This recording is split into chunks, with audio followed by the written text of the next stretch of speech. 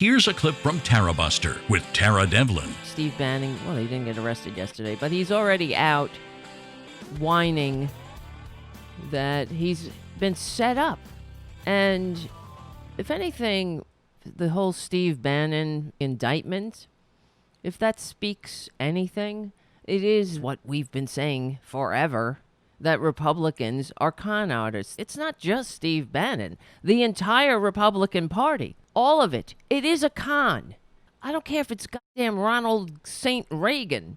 They are a party of grifters because they're scamming the American people. They have absolutely no interest in having a functioning democratic republic. They have always been a con. Let's go back to FDR's day, except FDR called them out. Remember? He gave his, maybe it was the Fowler speech, where he said, "Although I rubbed my eyes and I read it, we have been told that it was not a Republican depression, but a Democratic depression from which this nation was saved in 1933. That this administration, this one, today, is responsible for all the suffering and misery that the history books and the American people have always thought had been brought about during the 12 ill-fated years when the Republican Party was in power." Now, there's an old and somewhat lugubrious adage which says, "Never speak of a rope in the house of a man who's been hanged." In the same way, if I were a Republican leader speaking to a mixed audience, the last word in the whole dictionary that I would think of using is that word depression. this is what Republicans do. They lie. They blame their opponents for the very thing for which they themselves are guilty. And if they were a legitimate party, now think of it like this. If the Republicans had any interest, if they were a legitimate party and they had any interest in cultivating a functioning society, a functioning democratic republic, they would abandon their bullshit ideology. How many times would their bullshit have to crash the economy until they say, you know what, this isn't working? Normal adults or humans learn and adapt and change. And they get rid of the shit that's not working. But you see, with Republicans, this is working. They want you nice and desperate. They want you nice and stupid. They want you nice and fighting amongst each other rather than pointing your anger where it belongs, at the top. See, their only interest is to make the rich richer. That's their idea. How they get there? It's the same. Everything that happens is a tax cut. Well, have or deregulation. Either they're cutting taxes on the rich.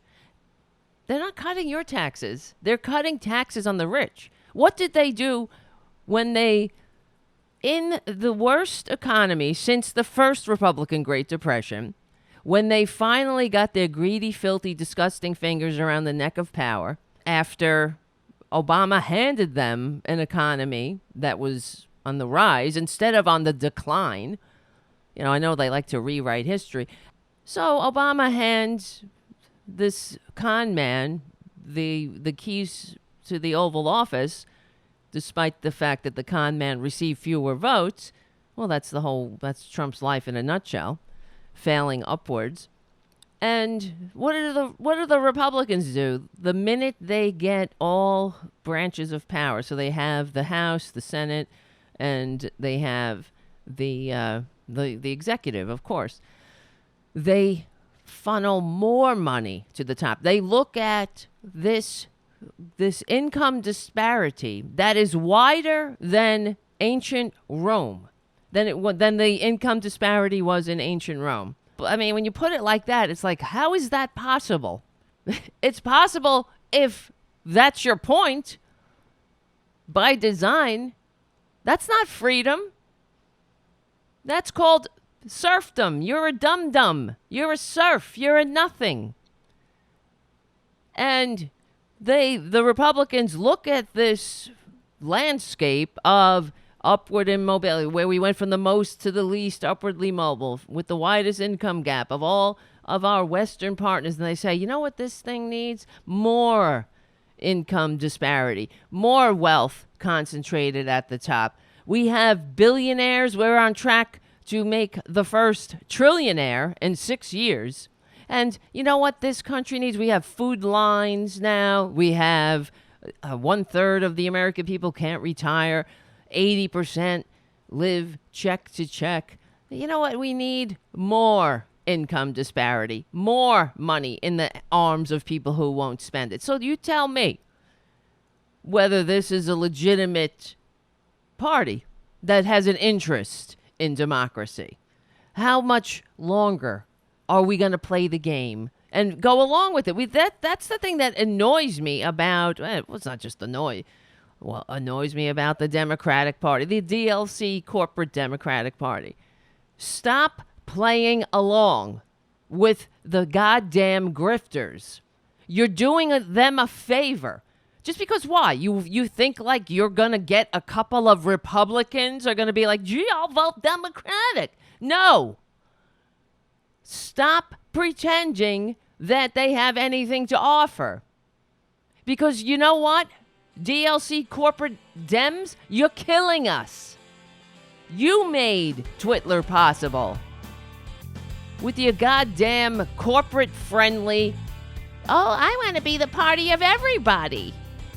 Well, when Wall Street is riding us to the bank like we're borrowed goddamn mules, who's going to be the party of the borrowed mules? This is why we have a Twitler. Tarabuster is recorded live every Saturday evening from 6 to 8 p.m. Eastern at the RDT Daily Facebook and YouTube channels, and rebroadcast on Sunday from 6 to 8 p.m. Eastern on Progressive Voices, or anytime on demand on the Progressive Voices app. Support RDT Daily and Tarabuster by becoming a patron at patreon.com/Tara Devlin. Remember, we stick together, we win.